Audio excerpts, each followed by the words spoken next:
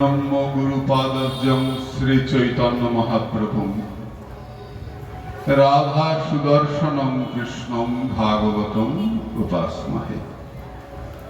जय जय श्री गौरांग जय नित्यानंद जय अद्वैत चंद्र जय गौर भक्तवृंद। वाञ्छाकल्पतरुभ्यश्च कृपा सिन्धुभ्य एव च पतितानां पावनेभ्यो वैष्णवेभ्यो नमो नमः। जय रूप सनातन भट्ट रघुनाथ श्रीदीप गोपाल भट्ट दास रघुनाथ এই ছয় গোসাইর করি চরণ বন্দন যাহা হইতে বিঘ্ন নাশ অভিষ্ট পূরণ। সব শ্রোতা বৈষ্ণবেরে করি নমস্কার সবে পদধূলি দেহ মস্তকে আমার। হরে কৃষ্ণ কৃষ্ণ কৃষ্ণ হরে হরে हरे राम राम राम हरे हरे। निताई गौर सीतानाथ ब्रह्मानंदे हरि हरि।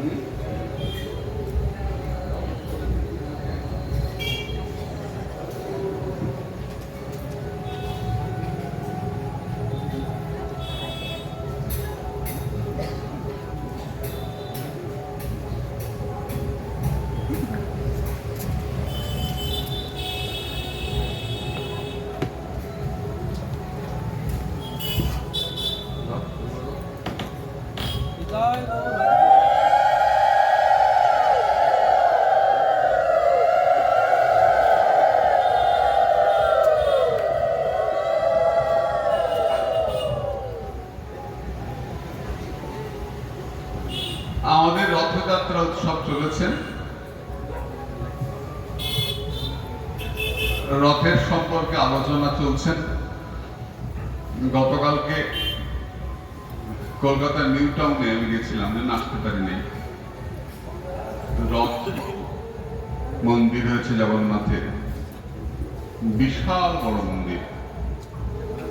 আমাদের বাংলায় এরকম ব্যক্তিগত মন্দির মস্ত বড় মন্দির, জগন্নাথ বলরাম সুভদ্রা, হাজার হাজার লোক,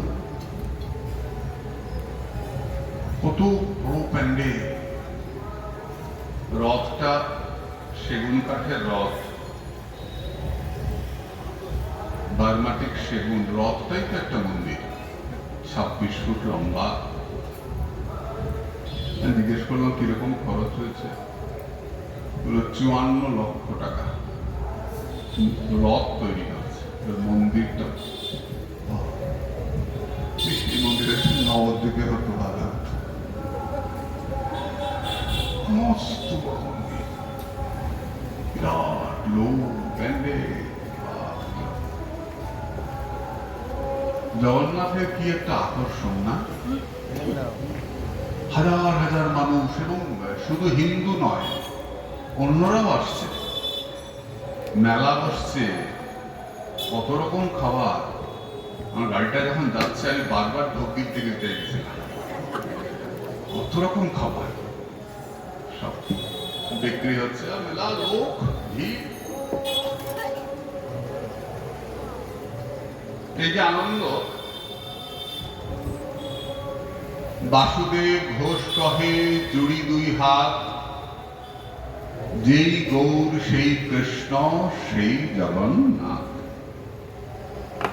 মহাপ্রভু রথের সামনে চলেছেন, 7টা দল কীর্তন, সপ্ত সম্প্রদায়।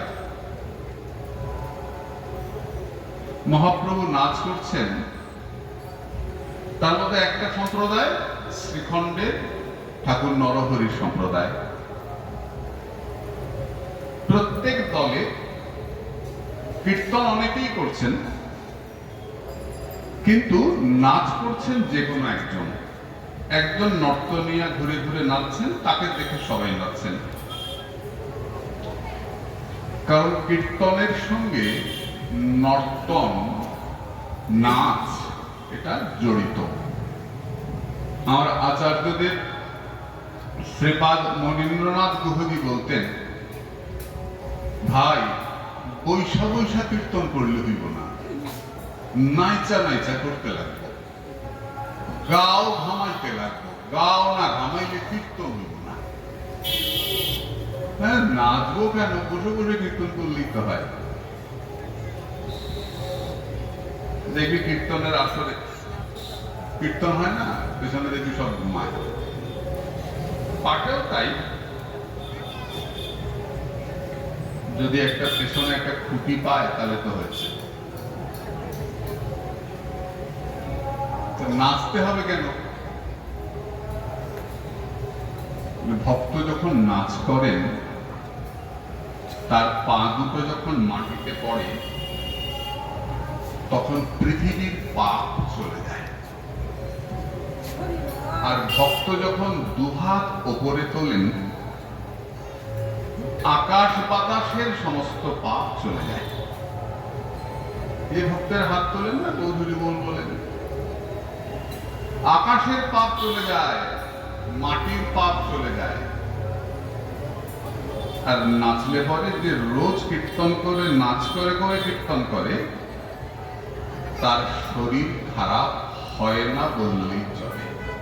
শরীর ভালো থাকে, তার হাঁটু ব্যথা, কোমরে কটকট, পিঠে কটকট, মাথা গন্ডগোল, সোজা হওয়া বইতে পারি না, আসন কইরা বইতে পারি না, সব সেরে যাব। তুমি কীর্তন কইরা নাচতে নাচতে যাও, পরিক্রমা লাগাও, শরীর ভালো থাকে। আমাদের ধর্মটা তো শরীরকে উপেক্ষা করে নয়, শরীরকে রেখে। শরীর মাধ্যম খলু ধর্ম সাধনম। আগে শরীর ঠিক রাখো, তারপর ধর্ম আচরণ করো। তোমার যদি শরীরে ব্যথা হয়, জপ করছো, জপ হবে? বল কি না হবে? ব্যথার দিকেই নজর যাবে। শরীর যার ভালো থাকবে, সে একদম টান হয়ে বসে জপ করবে, কীর্তন করতে আনন্দ করবে। এই শরীরটাকে ঠিক রাখা। এই জন্য পরিক্রমার সময় আমাদের নাচের কথা বলা হয়েছে। কীর্তনের সঙ্গে নর্তন, যেমন করে পারিস নাচ। নাচের কোনো ঢং আছে? পরে ক্যামেরায় ছবি দেখালে দেখবি হাসে সবাই। হ্যাঁ, কালকে আপনার নাচ দেখেছি আমি, সুন্দর লেগেছে। অল্প বয়স, ঠিক আছে। কত হয়েছে? ৭৫ হয়েছে? ৮৫। সুন্দর নেচেছেন আপনি, দেখেছি কালকে নাচ। তো 7টা দল, 7টা দলে 7 জন নর্তনিয়া। মহাপ্রভু কি করছেন? মা মন দিয়ে শোন।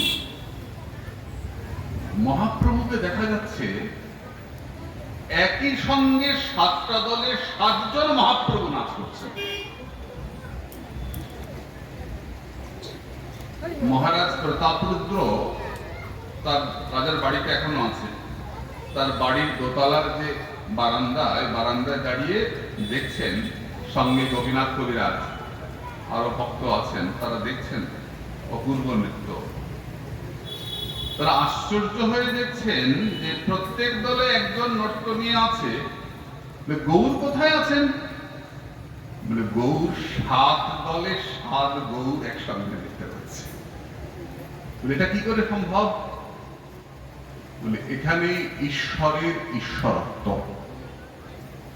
এখানেই ভগবানের ভগবত্তা। প্রত্যেক দলের ভক্তেরা চাইছেন যে মহাপ্রভু আমাদের সঙ্গে নাচুক, হয় না? গৌর আমাদের সঙ্গে নাচবে, গৌর আমাদের সঙ্গে, প্রত্যেকের ইচ্ছা। গৌর একসঙ্গে সব ভক্তদের ইচ্ছা পূর্ণ করছেন।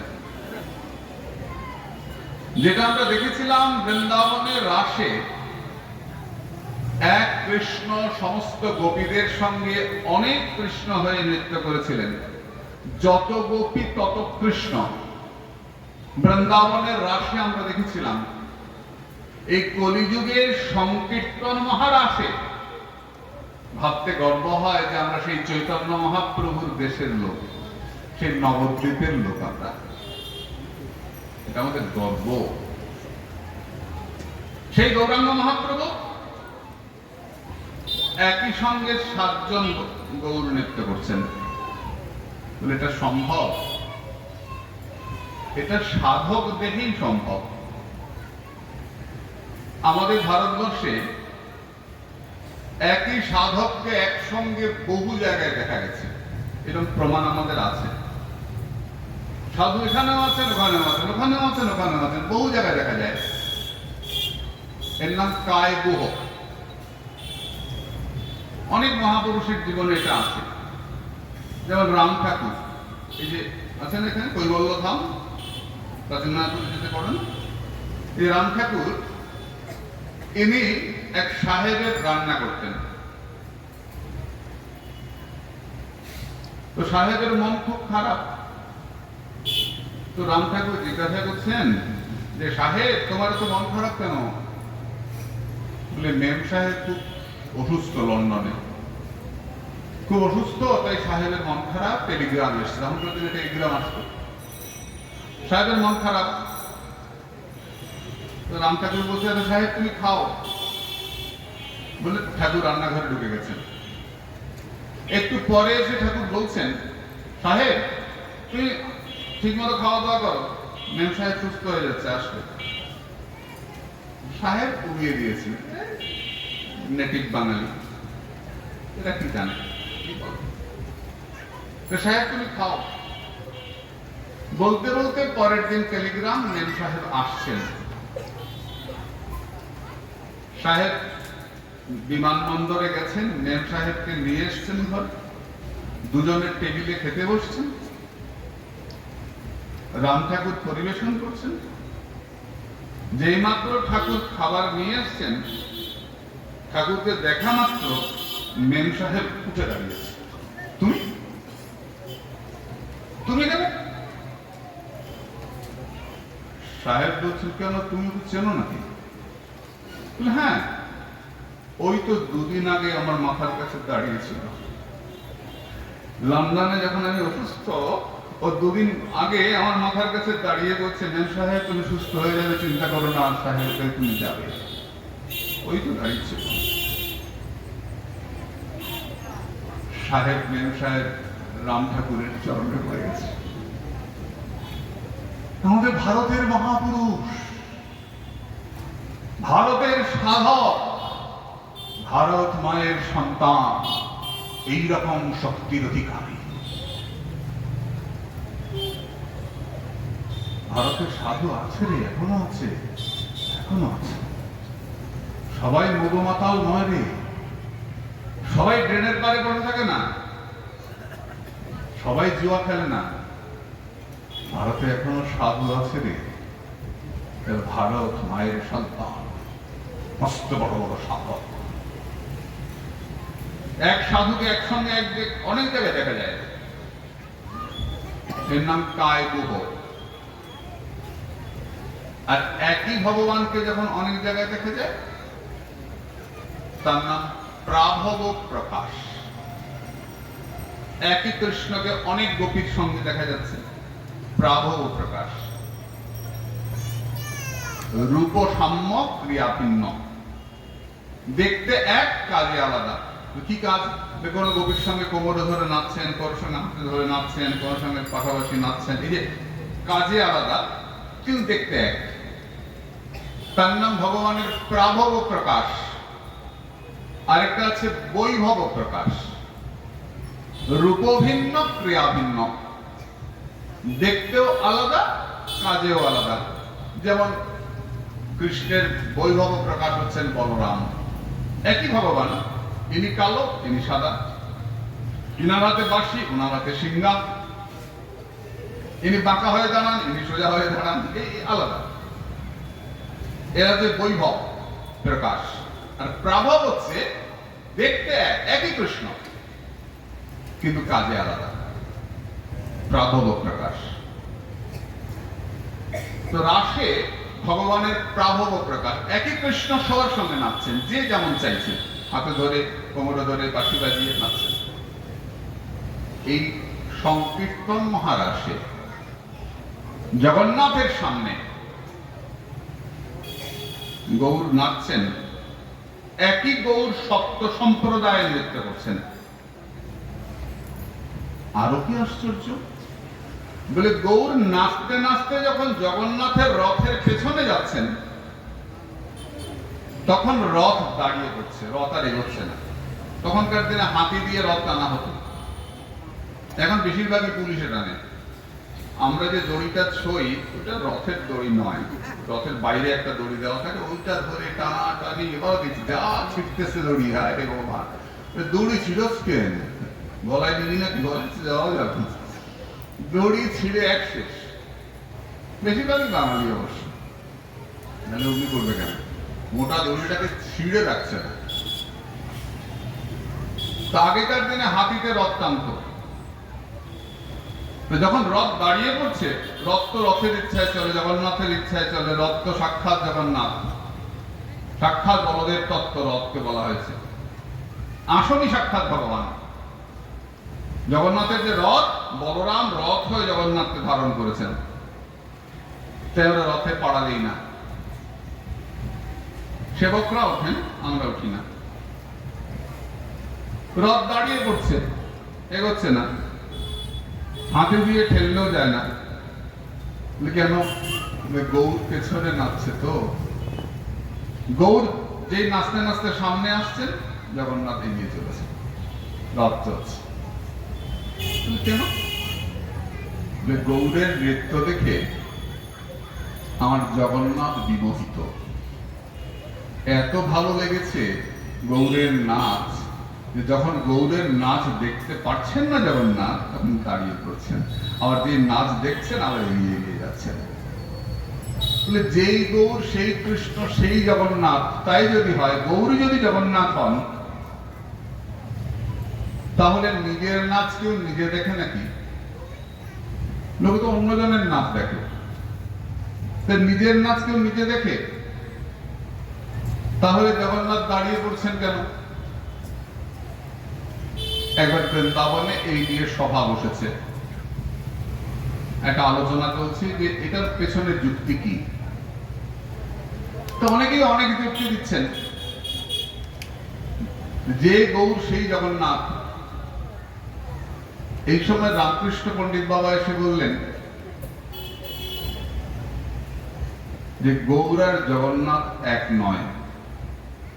তোমরা বলছো বটে যেই গৌর সেই জগন্নাথ, তা আমার যা মনোভাব, আমি যা জানি, যিনি গৌর তিনি জগন্নাথ নন। কেন? জগন্নাথ তো একেলা হ্যায়, গৌর তো দোনো হ্যায়। জগন্নাথ তো একলা কৃষ্ণ, আর গৌর তো আমার রাধা কৃষ্ণের মিলিত বিগ্রহ, আমার গৌর হরি। রাধা কৃষ্ণ এক আত্মা দুই দেহ ধরি, অন্যান্যে বিলস রস আস্বাদন করি। সেই দুই এক এবে চৈতন্য গোসাই, রস আস্বাদিতে দোহে হইলা একঠাই। দুজন মিলে তো গৌর হয়েছেন। রাসে, বলে রাসে তো জগন্নাথ নেচেছেন, এখন আবার নাচ দেখে এত আহ্লাদিত কেন? বলে রাসে জগন্নাথ নেচেছেন রাধারানীকে পাশে নিয়ে, আর এখানে গৌর নাচছেন রাধারানীকে নিজের অঙ্গের ভেতরে নিয়ে। দেখছো না গায়ের রংটা ফর্সা? বলে কেন? বলে ওটা কৃষ্ণের নিজের রং নয়, ধার করে ফর্সা হচ্ছে। সখী কে বলে গৌরাঙ্গ ভালো, বাহিরে তাহার গৌরবরণ, ভেতরে শুধুই কালো। সখী কে বলে গৌরাঙ্গ ভালো। তাই তো সরস্বতীবাদ গৌরকে বলেছেন কপট সন্ন্যাসী, ভণ্ড সন্ন্যাসী, নামমাত্র সন্ন্যাসী, মহা ইন্দ্রজালী। ভণ্ড, ভণ্ড কেন বলছেন গৌরকে? গৌর ভণ্ড সন্ন্যাসী? প্রকাশানন্দ সরস্বতী বলছেন হ্যাঁ ভণ্ড সন্ন্যাসী। আমি বলেছি যখন বলেইছি, ভদ্রলোকের এক কথা। বলে কেন গৌরকে ভণ্ড সন্ন্যাসী বলছো কেন? বলে সন্ন্যাসী কে গো? সন্ন্যাসী কি করে? মেয়ে লোকের মুখ দেখে না, আর যে মেয়ে লোককে সঙ্গে নিয়ে চলে সে কখনো সন্ন্যাসী হয়? বলে গৌর মেয়ে লোককে সঙ্গে নিয়ে চলে? জিজ্ঞেস করে দেখো তো, এই যে ফর্সা রংটা দেখিয়ে জগৎ মাতায়, জিজ্ঞেস করে দেখো তো রংটা ওর কিনা। দেখতে রংটা ওর নয়, ধার করে গৌর হয়েছে। ধার করেছে রে, ধার করেছে, ধার করে গৌর হয়েছে। রাধা কৃষ্ণ মিলিত তনু গৌরে, রাধা ভাবদ্যুতিষ্য বলিতম নৌমি কৃষ্ণ স্বরূপম। রাধারানীকে সঙ্গে নিয়ে কৃষ্ণ গৌর হয়েছেন, মিলিত বিগ্রহ। তাই যুগলকে একসঙ্গে নাচতে কেমন লাগে তা আমার জগন্নাথের তো জানা ছিল না। তাই গৌরের নাচ দেখে আমার জগন্নাথ বিমোহিত। গৌর নাচছেন, সঙ্গে কারা কারা? স্বরূপ রামরায়, ললিতা, বিশাখা। গৌর কিভাবে নাচছেন? রায় কিশোরী। এই যেন রথ, এই যে মাসির বাড়ি এসছেন জগন্নাথ, এর ব্যাখ্যাটা কি? আবার বলি মাসির বাড়ি, মাসির বাড়ি আবার চলতি কথা। ওটা তো গুন্ডিচা মন্দির। আমরা গুন্ডিচা মার্জনের কথা শুনছিলাম না পার্থক্য? এই গুন্ডিচা হচ্ছে ইন্দ্রদ্যুম্নের স্ত্রী। তার তিনি বলেছিলেন যে তুমি তো রাজা ভগবানের সেবা করে অমর হয়ে গেলে, তা আমাকে লোকে কি করে মনে রাখবে? রাজা এই মাসির বাড়ি গুন্ডিচার নামে নামকরণ করলেন। গুন্ডিচা দেবী, তার নামে গুন্ডিচা মন্দির। রানীকে অমর করে রাখলেন, এই গুন্ডিচা দেবীর মন্দির। আমরা চলতি কথায় বলি মাসি মাসি। দেখবেন সামনে একটা ছোট্ট মহিলা থাকে, জগন্নাথের মাসি। এখন আছে কিনা কে জানি, আর 2-3 বছর আগে দেখেছি আছে। সবাই কোলে নিয়ে আদর করে। কত বয়স কে জানে? জগন্নাথের মাসি। মাসি আবার কি, মায়ের নামই জানি না তো মাসি। তো বেশ মাসি বাড়ি। এই গুন্ডিচা মন্দির আমাদের বৈষ্ণবীয় দৃষ্টিতে, আমরা প্রথম দিন কিন্তু আলোচনা করেছি জগন্নাথ যারা শৈব তাদের কাছে শিব, মা হচ্ছেন বিমলা, ভৈরব হচ্ছেন জগন্নাথ। যারা শাক্ত তাদের কাছে জগন্নাথ কালী। তাই জগন্নাথকে শাড়ি পরানো হয়, ধুতি পরানো হয় না, সবসময় লাল পেড়ে শাড়ি পরানো হয়। বৈষ্ণবের কাছে জগন্নাথ কৃষ্ণ। আর এই রথযাত্রা কি? জগন্নাথ মন্দির হচ্ছে দ্বারকা, আর এই গুন্ডিচা মন্দির মাসির বাড়ি হচ্ছে বৃন্দাবন। এই 7 দিন জগন্নাথ কৃষ্ণ বৃন্দাবনে আসেন। খুব ভালো ভালো প্রসাদ হয়, ভোগ হয়, সবকিছু ঘি দিয়ে হয়। তো মাসির বাড়ি জগন্নাথ আসেন, দ্বারকা থেকে বৃন্দাবনে আসেন এই হোরা পঞ্চমী। আজকে তো অষ্টমী লেগে গেছে। পঞ্চমী দিন লক্ষ্মী ঠাকুরানী জগন্নাথকে দেখতে বেরোন। কোথায় গেল? দ্বারকায় লক্ষ্মী, রুক্মিণী লক্ষ্মী যাই বলো। তো লক্ষ্মী দেখতে বেরোন জগন্নাথ কোথায় গেছেন। বেরিয়ে যখন দেখতে পান না মন্দিরে, আর শোনেন যে বৃন্দাবনে গেছে জগন্নাথ, তখন এসে মন্দিরের সব উনুন ভেঙে ফেলেন। এই হোরা পঞ্চমী। হোরা মানে হেরা পঞ্চমী। জগন্নাথকে দেখতে যান লক্ষ্মী। গেল কোথায়? আমার বর গেল কোথায়? বলে আবার বৃন্দাবনে গেছে। একদম রাগ হয়ে গেল। লক্ষ্মী তো বৃন্দাবনে ঢুকতে পারেন নাই, তাই না? বৃন্দাবনের ওপারে বেলবনে তপস্যা করছেন, বৃন্দাবনে প্রবেশ হয় নাই লক্ষ্মীর। উনি তো অর্থের দেবী, ধনের অধিষ্ঠাত্রী দেবী। উনি বলেছিলেন আমি একটু বৃন্দাবনে যাব, গিয়ে উপস্থিত হয়েছেন। বৃন্দাবনে গোয়ালিনীরা বলেছে অত বড় চূড়া পড়ে এসছো, বৃন্দাবনে প্রবেশ হবে না। কেন? আমি অর্থমন্ত্রী। যাওয়া যাওয়া হওয়া বাপু, অত বড় চূড়া পড়ে বৃন্দাবনে আসা যাবে না। কি করতে হবে? তোমাকে চূড়াটা খুলে রেখে হার আরে বলে বৃন্দাবনের চূড়ায় গড়াতে হবে। যদি পারো তাহলে ব্রজে প্রবেশ হবে। ব্রজে অহংকারের প্রবেশ নাই, অহংকারকে বাইরে রেখে এসো।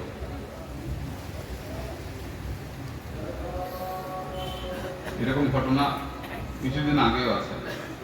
পণ্ডিত গেছেন বৃন্দাবনে, ডক্টর অমুক নামের আগে বসায় না, ডক্টর পিএইচডি। বৃন্দাবনে গোবর্ধনের প্রিয়াচরণ বাবার কাছে গেছেন। তো আপনি কে? উনি বলেছেন আমি ডক্টর অমুক। গোবর্ধনের সিদ্ধ বাবা, প্রিয়াচরণ বাবা, তিনি বলেছিলেন যে বৃন্দাবনে আসতে হলে ওই ডটা বাইরে রেখে আসবেন। বৃন্দাবনে অহংকারের প্রবেশ নাই। বৃন্দাবন ভালোবাসার দেশ, ধুলায় গড়াগড়ি দেওয়ার দেশ। যখন ওই অত বড় অঘাসুর মুখটা হাঁ করে কৃষ্ণকে গিলে ফেলেছিল না বন্ধুদের সবাই, জানিস তো ঘটনা? কৃষ্ণ গলার মধ্যে গিয়ে আটকে গেলেন, অঘাসুরের প্রাণটা বেরিয়ে এলো, বাইরে এসে অপেক্ষা করছে। কৃষ্ণ যেই ভেতর থেকে বেরিয়ে এলেন,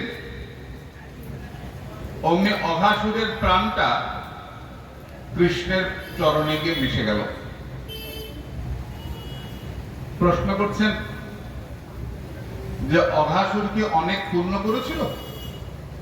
অনেক একাদশী নির্জলা করেছিল, তিলকমালা করেছিল, হরিনাম করেছিল? কিচ্ছু করে নেই। এটা সাপ, বড় অজগর সাপ। তাহলে কি করেছিল যার জন্য কৃষ্ণ পেল? বলে অঘাসুর আর কিছু করে নাই, বহুত পাপী। পাপী হলো একটা কাজ করেছিল। কি করেছিল? বৃন্দাবনের ধুলায় গড়াগড়ি দিয়েছিল, বৃন্দাবনের রজে গড়িয়েছিল রে। ওই রজের এত মহিমা, তুমি যত বড় পাপী হও, বৃন্দাবনের রজে গড়ালে আমার গোবিন্দ কৃপা তোমার হবেই হবে, এতে কোনো সন্দেহ নাই। কারণ ধুলা না হয় গোপীর পদের রেণু, এ ধুলা মাখিয়া নাচেন নন্দের বেটা। লক্ষ্মী ঠাকুরানী যখন চূড়ো পড়ে আসলেন, গোপীরা বলল হবে না, চূড়া খুলে রেখে আসো। লক্ষ্মী গেলেন, আমি তপস্যা করে বৃন্দাবনে ঢুকবো। বেলবনে আজও তপস্যা করছেন, যমুনার ওপারে। এপারে কেশিঘাট, ওপারে বেলবন। আজও তপস্যা করছেন। তপস্যা করছেন কেন? চলে গেলেন না কেন? আমি শ্রীপাদ অনন্তদার বাবাজি মহারাজকে জিজ্ঞেস করেছিলাম, রাধাকুণ্ডের ভূতপূর্ব মহন্ত, যে পণ্ডিতজি উনি তপস্যা করছেন কেন, চলে গেলেই পারতেন, যখন হলো না ফিরে যাই। আমাকে বলছেন, গোসাইজি লক্ষ্মী ভাবছেন নাই তো পেলাম বৃন্দাবনে প্রবেশ করতে, তবু তো যমুনার পারে বসে আছি, ব্রজের বাতাস তো গায়ে লাগছে, ব্রজের ধুলা তো উড়ে এসে গায়ে পড়ছে। ব্রজের ধুলার এত মহিমা। লক্ষ্মী ঠাকুরানী যখন দেখতে পান যে মন্দিরে জগন্নাথ নাই, তখন এসে সব উনুন ভেঙে দেন। ওইটা হচ্ছে হোরা পঞ্চমী। আর জগন্নাথ যে মাসির বাড়ি যান, এই যে মাসির বাড়ি এসছেন, এই মাসির বাড়িটা হচ্ছে বৃন্দাবন, ওইটা হচ্ছে দ্বারকা। মূল মন্দির হচ্ছে দ্বারকা। বৈষ্ণবীয় ভাব দেয়, এই জন্য আমরা উল্টো রথ পুরীতে দেখি না। পুরীতে উল্টো রথ সমাবেশ দেখলে কি সব ক্ষতি হয়ে যাবে? সেটা নয়, বৈষ্ণবীয় ভাবনা। কেন? আমরা বৃন্দাবনে পৌঁছে দিয়ে চলে আসি। বৃন্দাবন থেকে দ্বারকায় ফেরার সময় আমরা যাই না। এটা বৈষ্ণবীয় ভাবনা, যাদৃশী ভাবনা আদর্শ সিদ্ধির ভাবনা, তাদৃশী যেমন ভাবনা সেই রকম সিদ্ধি। তো জগন্নাথ চলেছেন রথের আগে আগে নেচে নেচে, সঙ্গে কারা চলেছেন? ললিতা এবং বিশাখা, স্বরূপ এবং রামরায়। কিভাবে চলেছেন? শ্রীপাদ রামদাস বাবাজি মহারাজ, নবদ্বীপ সমাজ বাড়ি, তিনি আস্বাদন করছেন রাধারমন বংশীধারী, হাতে বাঁশি, বৃন্দাবনে এসছে না, হাতে বাঁশি, তাকিয়ে গেল জগন্নাথের হাতে বাঁশি। রাধারমন বংশীধারী রথে চড়ে আসছে, গোপীর মনোরথ কুড়াইতে রথে চড়ে আসছে, আসিছে রথে চড়ে হেলে দুলে, গোপীর মনোরথ পুরাবে বলে, রথে চড়ে হেলে দুলে মনোরথ পুরাবে বলে। এই গোপীর মনোরথ গোপীগণ আস্বাদন করবেন। অতদিন পর কৃষ্ণ আসছেন, তাই রাধারমন আসছেন বৃন্দাবনে। শ্রী রাধা রমণ রমণীমান মোহনা শ্রী বৃন্দাবন বন দেবা। ওই প্রাণের রাধারমণ নিত্য নব নব সাজে সাজেন। প্রতিদিন আলাদা শৃঙ্গার হয় না? রোজ কি এক পোশাক পরেন না, প্রতিদিন আলাদা পোশাক, আলাদা শৃঙ্গার। কে অনুভব করবে? যার মনে জগন্নাথের প্রতি যতটা ভালোবাসা, সে ততটা অনুভব করবে। আমার মাধুর্য নিত্য নব নব হয়, স্ব স্ব প্রেম অনুরূপ ভক্ত আস্বাদয়। ভগবানকে আমি কতটা ভালোবাসি তার উপর আমার অনুভব নির্ভর করবে। অনেকেই তো ঠাকুর দেখতে আসে, জগন্নাথ দেখতে কত লোক আসে, আসে না? সারাদিনই তো লোক আসে, কেউ না কেউ আসে। তো আমরা কি করি দেখি, কেউ ঠাকুর মন্দিরে গেলে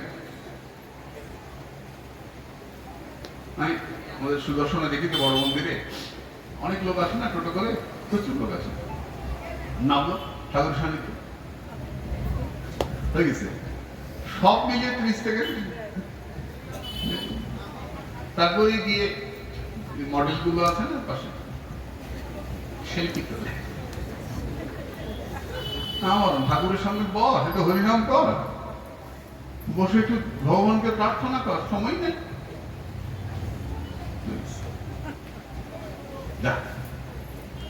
এক হাতে প্রণাম করলে কি হয়? সর্বপুণ্য ক্ষয় হয়। এক হাতে কখনোই ভগবানকে প্রণাম করা যাবে না। আমরা কেন যে অভ্যাস করি, বিশেষ করে আমরা যারা বাংলাদেশ থেকে আসছি তাদের তো অভ্যাস আছে না, একটু এদিক ওদিক আর কি হাতে, এটাই করতে হবে কদিন পরে, চিন্তা নাই, এখন প্র্যাকটিস করে আর কি, অভ্যাস রয়ে গেছে। এক হাতে প্রণাম করলে সর্বপুণ্য ক্ষয় হয়, কখনোই করা যাবে না, একহস্তে প্রণাম নিষিদ্ধ। তাহলে হাতে বাজারের ব্যাগ কি করবো? মাথা নুয়ে প্রণাম করবে, চোখ বন্ধ করলে প্রণাম হলো, মনে মনে প্রণাম করবে, মুখে প্রণাম বলবে, কিন্তু এক হাতে কখনোই প্রণাম করা যাবে না। আমি দেখেছি গাড়িতে আস্তে আস্তে যে ড্রাইভ করে ছেলেটা, ঠাকুর মনে দেখি কতজনকে বলবো, বলি কেউ হয়তো বিরক্তও হয়, কিন্তু আমাদের সনাতন ধর্মে এক হাতে প্রণাম নিষিদ্ধ, যাবে না। আর ভগবানের কাছে গিয়ে প্রণাম করব, প্রণাম কেন করব? জগন্নাথকে কেন প্রণাম করব? দর্শন কেন করব? প্রণাম শব্দের অর্থ নিজেকে নামিয়ে আনা। নিজেকে নামিয়ে আনা, নমস্কার, ন মম, নমো নম, নিজেকে নামিয়ে আনবো। কেন নামাবো? কিছু ধরতে হলে, কিছু পেতে হলে নিজেকে নামাতে হয়, তাই না? বলে না, আমি মাথা নামাই না, আমি কারো কাছে মাথা নামাই না। তো কি করিস? জল দেয়, কি করবি? এমনি করে খাবি? জলটা তো এমনি করে খেতে হবে না, গ্লাসটা এমনি করে খেতে হবে। বাবাকে মাকে প্রণাম করতে মাথা উঁচু করে প্রণাম করে যাবে? হ্যাঁ, কে মাথা উঁচু করে প্রণাম করেছিলেন? রাবণ। রাবণ শিবভক্ত ছিলেন, কৈলাসে গেছেন প্রণাম করতে। মা ভোলানাথের সঙ্গে বসে গল্প করছে, হঠাৎ কৈলাস নড়ছে। মা বলছেন কি হলো? ভূমিকম্প এলো? ভোলানাথ বলছেন না, আমার চেলা এলো, রাবণ এসছে। ভূমিকম্প হলো কেন? বলে যে মাথা নোয়াবে না কারো কাছে। নিজে দাঁড়িয়ে কৈলাসটাকে তুলে মাথায় ঠেকাচ্ছে, মাথা নোয়াবে না। কি লাভ হলো? এতদিন ধরে শিবভক্ত হয়েও মহাদেবের কৃপা পেল না। বলে কেন? বলে মাথা নোয়াতে থেকে নেই।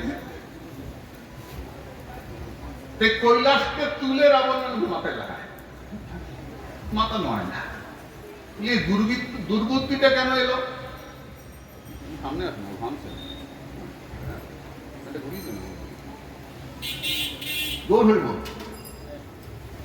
রাবণের এই দুর্বুদ্ধিটা মাথায় এলো কেন? এত বড় পণ্ডিত, এত বড় পণ্ডিত, যিনি রাম যখন শিব প্রতিষ্ঠা করেন রামেশ্বরমে, তখন রাবণ এসেছিলেন পূজারী হয়ে, ব্রাহ্মণের বেশ ধরে। এত বড় পণ্ডিত, সন্ধ্যা গায়ত্রী জপ করেন, সাধুর ছেলে, মুনির পুত্র রাবণ, অত্যন্ত পণ্ডিত, বিদগ্ধ পণ্ডিত। রামেশ্বরমে রাম যখন শিব প্রতিষ্ঠা করেন মহাদেবকে, রাবণ এসেছিলেন পুরোহিত হয়ে। যখন পুজো শেষ হলো, রাম দক্ষিণা দেবেন রাবণকে, বলছেন যে আপনি দক্ষিণা নিন আমার কাছে, আপনি কিছু দক্ষিণা নিন। তো রাবণ বলছেন যে না, নেব না, লাগবে না। দক্ষিণা না হলে তো পূজা পূরণ হবে না, আপনি পুরোহিত, আপনি ব্রাহ্মণ এসেছেন, আপনি নিন। তো রাবণ বলছেন যে তাহলে আমি যা বলবো তুমি দিতে পারবে? তুমি তো ভগবান বলে শুনেছি, রামচন্দ্র, আমি যা দক্ষিণা চাইবো তুমি দিতে পারবে? বলুন, আমি চেষ্টা করবো। আমার একটাই দক্ষিণা, যখন আমি মারা যাব তখন তুমি আমার সামনে এসে দাঁড়াও, তোমাকে দেখতে দেখতে মারা যাব। রাবণ বধের সময় রাম সামনে গেছে, কিন্তু সমস্যা কি? রাবণের অনেক বুদ্ধি, কিন্তু অহংকার। অহংকার, আমি রাবণ, আমি রাবণ। অহংকারটা কেন? দুর্বুদ্ধিটা কেন? রাবণের কয়টা মাথা? কয়টা? 10টা। এটা যদি একটা হয় তাহলে একদিকে কটা থাকবে? এদিকে কটা? 5টা। এদিকে 5, 6, এদিকে 4, 10 তো। এদিকে 5টা, এদিকে 4টা, মাঝখানে একটা, 10টা। যেদিকে 5টা না, ওদিকে মাথাটা টাল ছিল, নাহলে দুর্বুদ্ধি হবে না। যদি সমান সমান হতো তাহলে এই দুর্বুদ্ধি আসতো না। অহংকারিত, অহংকার সব নষ্ট করে দেয়। এত বিদ্যা, এত বুদ্ধি, এত ভক্তি, যার দরজায় শিব থাকেন, যার যিনি মার কোলে থাকেন, তিনি মারা গেলেন। বুদ্ধি, বুদ্ধি কেন? মাথা নত করে না, কৈলাসকে তুলে প্রণাম করে। এক অহংকার শেষ করে দেব। সর্বম অত্যন্ত গর্হিতম, যেটাই খুব বেশি হয়ে যায় না, টাকার অহংকার, বল, রূপের অহংকার, বিদ্যার অহংকার, যেটাই খুব বেশি হয়ে যায় করতে আরম্ভ করে। অতি দানে বলিবদ্ধ অতি মানে চকুরবা। এই বলেছেন শাস্ত্রে তোমায় কি করতে হবে, মাথা নত করতে হবে। লক্ষ্মী ঠাকুরানী মাথা নিচু করেন নাই, তার জন্য লক্ষ্মীর বৃন্দাবনে প্রবেশ হয় নাই। ভোলানাথ এটা শুনছেন সেদিকে বুঝে বসে, ভোলানাথ ভেবেছিলেন আমি একটুখানি চালাকি করে ঢুকে যাব। বেটা ছেলে ঘাগরা পরে চেলি করে ঢুকে পড়েছে মেয়েদের মধ্যে, দেখিস না এখন খুব বেড়েছে এটা। তো বেটা ছেলে ভোলানাথের চেহারাটা একবার ভাব টুকটুকে ফর্সা, আর ওই যোগী পুরুষ হাই ব্যায়াম, যত রকম ব্যায়াম আমাদের এসছে যোগ ব্যায়াম সব ভোলানাথের কাছ থেকে এসছে। ওই যোগী পুরুষ যতই ঘাগরা পড়ুক, মেয়েরা যখন নাচছে বলতে কি বেটা ছেলের পায়ের স্টেপ আর মেয়েদের পায়ের স্টেপ এক হবে না? ওইরকম মোটা গোদা পায়ের স্টেপ ফেলতে মেয়েগুলো হতে পা তো মিলছে না, এটা কি দেখবে ধর ধর ধর ধর ধরা পড়ে গেছে, বেটা ছেলে ঘাগরা পড়েছে। এলো গোপী হতে, হয়ে গেল গোপেশ্বর। গোপীরা সব প্রণাম করে ফেললেন, প্রণাম করে পুজো করে ফেললেন, নাম হলো গোপেশ্বর মহাদেব। ধরা পড়ে গেল। তো অহংকার করে হলো না, চালাকি করে হলো না, কি করে হয় বলে অথাসুর যেমন ধুলায় গড়াগড়ি দিয়েছিল, ব্রজের ধুলার মহিমা। ব্রজের ধুলায় যে গড়াগড়ি দেবে সে যে গোবিন্দ পাবেই পাবে, কোনো সন্দেহ নাই। তার দ্বারকা থেকে জগন্নাথ এসেছেন বৃন্দাবনে, এটা বৃন্দাবন। গুন্ডিচা মন্দির, মাসির বাড়ি, যে নামেই ডাকো না কেন, এটা বৃন্দাবন। গৌর আনতে যাচ্ছেন রাধারানীর আবেশে, ললিতা বিশাখাকে সঙ্গে নিয়ে জগন্নাথ চলেছেন, গৌর সামনে সামনে নাচ করে করে চলেছেন। বাবাজি মহারাজ আস্বাদন করছেন, কেন আসছে জানিস? বৃন্দা বিপিন বিহারী বনমালী, নব নব বিভ্রমশালী, বরজ যুবতী কুলে দিতে কালী, নব নব বিভ্রমশালী, অভিনব রাস রসিক বর নাগর, ব্রজ নাগরী গণকৃত সেবা। একবার কালী দিয়ে গেছে আমাদের কুলে, একবার সবাই আমাদের ডেকেছে কৃষ্ণ কলঙ্কিনী বলে, বলেছে না, গোপীদেরকে গালি খেতে হয়েছে না কৃষ্ণ কলঙ্কিনী বলে। তাতে কি ওদের দুঃখ হয়েছে রে? না না, দুঃখ হয় নাই। তারা বলেছেন কলঙ্কি বলিয়া ডাকে সব লোকে, তাহাতে নাহিক দুঃখ, তোমারও লাগিয়া কলঙ্কের হার, গলায় করিতে সুখ। আমাদের কলঙ্কিনী বলে বটে, কিন্তু কৃষ্ণ কলঙ্কিনী বলে, এটা আমাদের গর্ব। আমার পরাণে তোমার চরণে বাজিল প্রেমের ফাঁসি, সব সমর্পিয়া নিশ্চয় হইয়া এক মনে হইলাম দাসী। না ঠেলিও ছলে অবলা অক্ষলে, যে হয় উচিত তোর, ভাবিয়া দেখিল প্রাণনাথ বিনে গতি যে নাহি কোমর। বাবা যখন সমর্পণ হবে, একেবারে সমর্পণ হবে, তুমি যা করো আমি আর কিছু জানি না। যখন আত্মসমর্পণ হয়ে যাবে না, তার নাম কি হবে? নমস্কার। ন মম, আমার নয়, সব তোমার। নম স্বাহা, আমরা বলি না স্বাহা ভগবতে বাসুদেবায় স্বাহা। স্বাহা শব্দের অর্থ আত্মসমর্পণ, নম শব্দের অর্থ আত্মসমর্পণ। নমো নম আত্মসমর্পণ, ন মম নম ভগবানের চরণে আত্মসমর্পণ, সঁপে দেওয়া। আর সঁপে দেওয়া যখন জানিস না, পুরোপুরি সঁপে দেওয়া। যতক্ষণ তোমার কাছে আসবো ততক্ষণ অন্য কথা চিন্তা মাথায় থাকবে না। আমরা সংসারে জীব, আমাদের সংসারের চিন্তা থাকবে, সংসারের টান থাকবে, 100 বার থাকবে। কিন্তু মা আনন্দময়ী বলেছেন 24 ঘন্টার মধ্যে 24 ঘন্টাই সংসারে দিবি, মাত্র 10 মিনিট সময় তাকে দিবি। আর যে 10 মিনিট তাকে দিবি সেটা যেন আর কাউকে দিস না। 10 মিনিট সময় ভগবানের সামনে বসে চিন্তা করবি তো যে 10 মিনিট চিন্তা করা যায় কিনা, যাবে না। মনটা 6 সেকেন্ড পরেই মনটা অন্যদিকে চলে যায় একদম। দেখবি চুপ করে বসে একটু বেশি পারছি ভালো, আর একটু বেশি পারছি ভালো।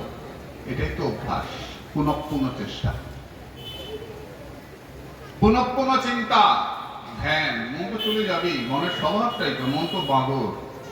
একটা বাঁদর মদ খেয়েছে, তার মধ্যে বিছায় কামড়েছে, বাঁদরের যে অবস্থা হবে। একে বাঁদর সারাক্ষণ আছে, তারপর মদ খেলে ঢোলে, তারপর বিছায় কামড়ে দিয়েছে, কি অবস্থা হবে বাঁদরটা? মনটার একই অবস্থা। তার জন্যই তো অভ্যাস করতে হবে আসনে বসে, অভ্যাস, একান্ত। বিনোদ বাবা বলেন একা অন্ত, আর কেউ থাকবে না, আমি একা। অভ্যাস। কালকে আমরা বলেছি না সেদিন যে বাছুর জন্মাবার পর দাঁড়াতে পারে না, বাছুরকে ধরে দাঁড় করাতে হয়। যে বাছুর দাঁড়াতে পারে না সে পরের দিন লাফাতে আরম্ভ করে, ছুটতে আরম্ভ করে। তেমনি মনকে অভ্যাস, কদিনই বাঁচবো, অভ্যাস করো তার দিকে মনটা বসাবার জন্য। এটাই নমস্কার। ন মম, নমো নম। মাথা নোয়াতে না পারলে ভগবানের দিকে এগোনো যাবে না। এরা কেন আসছেন গোবিন্দরা বৃন্দাবনে? বাবাজি মহারাজ আস্বাদন করছেন, আমাদের কুলে একবার কালী দিয়ে গেছে, সবাই কলম কিনে বলেছে আমাদের, আরেকবার আসছে কলঙ্ক দিতে। তোমাদের কলম কিনে বলেছে, তোমাদের দুঃখ হয়েছে? না, দুঃখ হয় নাই, আনন্দ হয়েছে। আনের আছয়ে অনেক জনা, আমার কেবল তুমি। এটাই ভগবানের প্রতি ভালোবাসা, শুধু তুমি আর আমি। এই জগতে ভালোবাসা যত দিন যায় কমতে থাকে, আর ঈশ্বরের জগতে ভালোবাসা যত দিন যায় বাড়তে থাকে। প্রথম মালা পড়তে লজ্জা করে, লম্বা করে মালা পড়ে, তারপর গোটাতে গোটাতে বড় বড় মালা পড়ে, বড় করে তিলক করে। কি রে, তুই নাকি ভালোবাসিস? বেশ করেছিস, আর তুইও ভালোবাস, তাই বল, আয় রাধে রাধে বল। ভালোবাসা। সেই গৌর কিশোরী খুব হেলে দুলে আসছেন, স্বরূপ রামরায়ের কণ্ঠ আলিঙ্গন করে কৃষ্ণকে নিয়ে বৃন্দাবনে যাচ্ছেন।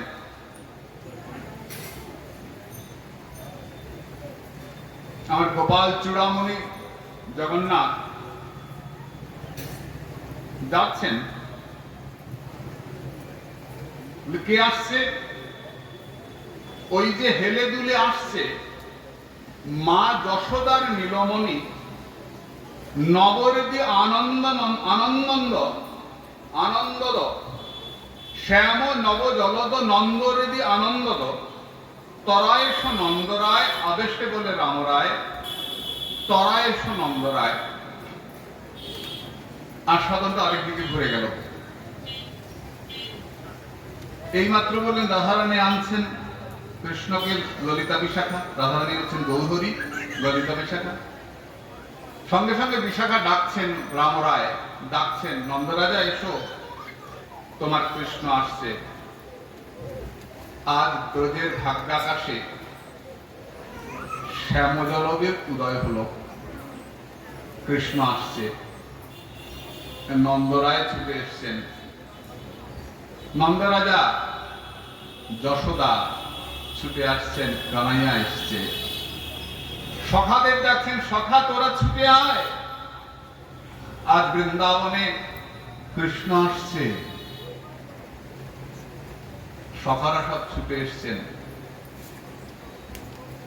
সখা মধুমঙ্গল বয়সে একটু বড়, অনেক সুন্দর সুন্দর ঘটনা আমরা আগামীতে শুনবো, আজকে তো সময় নাই। মধুমঙ্গল কৃষ্ণের সঙ্গে খুব রাগ, কথাই বলবো না। কৃষ্ণ আসছেন শুনে ছুটে যাচ্ছে। পাশ থেকে এক সখা বলে, কি রে তোর না রাগ, কৃষ্ণের সঙ্গে আড়ি?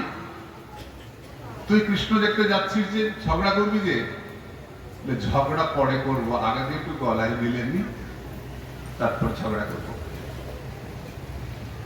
এইভাবে মাতোয়ারা ব্রজবাসীগণ কৃষ্ণকে দেখবার জন্য ছুটে আসছেন। ব্রজগোপীগণ আসছেন, নন্দ বাবা গোপীরাগণ আসছেন, সখাগণ আসছেন, সকলেই ছুটে আসছেন জগন্নাথের কাছে। তাই বাবা, এই যে আমরা এখানে সবাই এসেছি, আমরা ব্রজে আছি এখন, এটা ব্রজভূমি। এই যে আমরা এত আনন্দ করে নাচ করি, কীর্তন করি, এটা ব্রজভূমি। যে যত আনন্দ করবে, যে যত গড়াগড়ি দেবে, এখানে কৃপার সমুদ্র, এখানে অহংকারের জায়গা নাই, পাণ্ডিত্যের জায়গা নাই, এখানে শুধু ভালোবাসার জায়গা। ভগবানের প্রতি ভালোবাসা, এই জগতের ভালোবাসা নয়, ভগবানের প্রতি ভালোবাসার জায়গা এটা। আসুন আমরা সবাই মিলে এখন কীর্তন করে, আমি লক্ষ্য করে দেখেছি, তোমরা কালকে মেসেজে শুনলাম, পরশুদিন দেখছিলাম কেউ নাচছিলেন না, সব খাওয়ার দিকে তাড়া ছিল বলে না, খিদে পায় নাকি 10টা বাজে। তা বেশ, এখন আমরা সবাই মিলে আনন্দ করব, আরতি হবেন, আরতির পরে খুব আনন্দ করব এবং প্রসাদ পাবো। এখানে থাক, আবার আগামীকাল পরবর্তী প্রসঙ্গ আলোচনা হবে। নিতাই গৌর সীতানাথ।